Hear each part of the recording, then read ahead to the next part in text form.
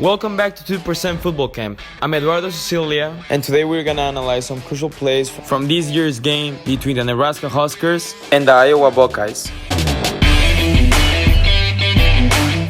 Early on in the game, Iowa was able to exchange touchdowns for field goals by following a scripted plays. Their offensive concepts routinely move the chains for them before getting points, but whenever our Huskers force their quarterback to go off script, good plays happen like this one.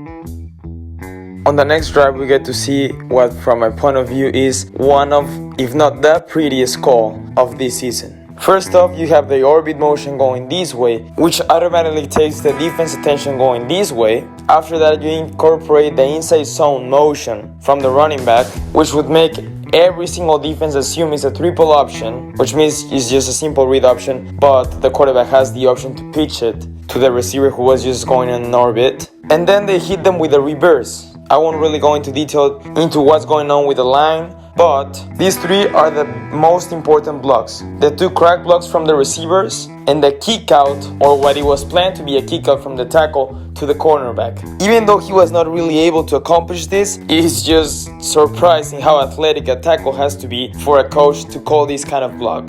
Fantastic play call. On the next drive, the Wendell Robinson show started. This right here is a simple bubble screen where they use the head count concept. We had seen defenses move their linebacker outside of the box before, and McCaffrey or Martinez would run the ball in a draw. On this case, they're just playing with the numbers. No one goes out of the box to defend Robinson, so they just take the easy bubble screen.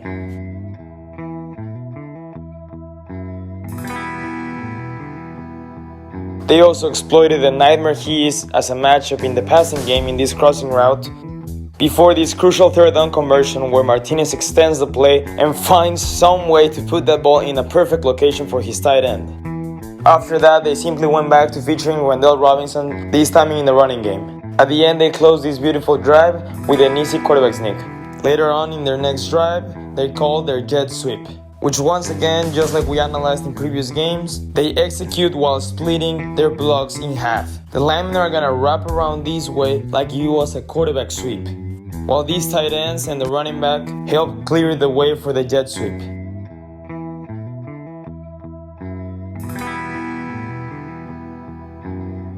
After what it seemed to be a very important stop by the defense, the mistakes started happening. This muffed punt right here would eventually turn into 3 points for the Hawkeyes.